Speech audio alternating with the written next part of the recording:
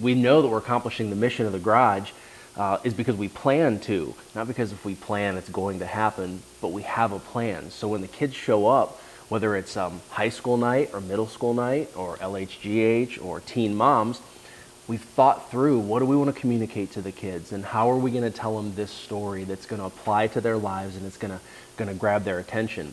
And no matter what that topic is, we want them to know three things. We want them to know that they're valuable in God's eyes, and that means that they're valuable in our eyes too. We want them to know that God has a purpose for their lives.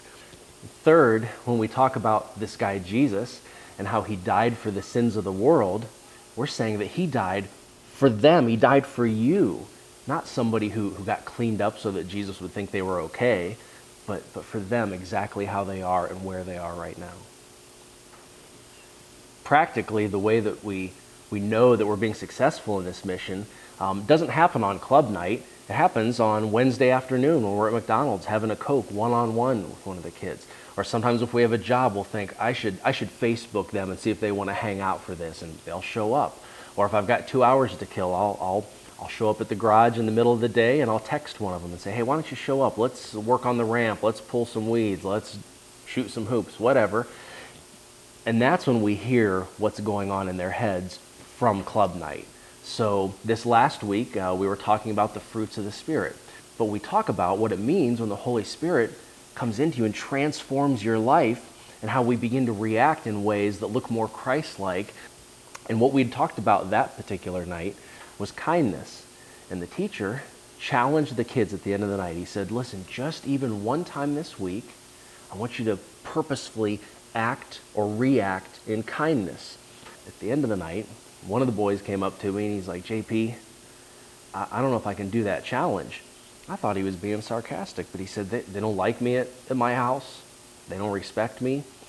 So we talked about it. I said, let's get together tomorrow. You got some time? Yeah, I've got time. So we got together and I said, if you just do this one time, if you react in a way other than what you would normally react like, and that's a win. He thought about it and he came back last week all excited about how he had reacted in kindness when somebody struck out a different way. We might not think that's a lot, but this is evidence of Christ and of the Holy Spirit changing people's lives and changing the way they think and the way they react, not when they're here, but when they're at home in their environment or at school or with their friends. And that's a win.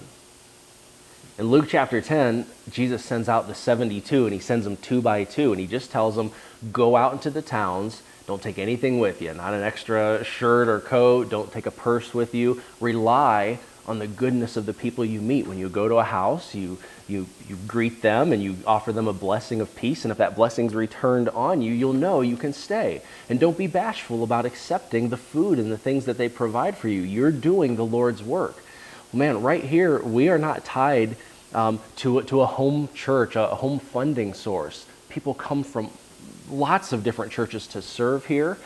And so while we're here, we need to rely on the goodness of people of peace who say, we support this mission. We are one with you in this mission. And we're not bashful about accepting when somebody helps, and we can use that help. Thank you.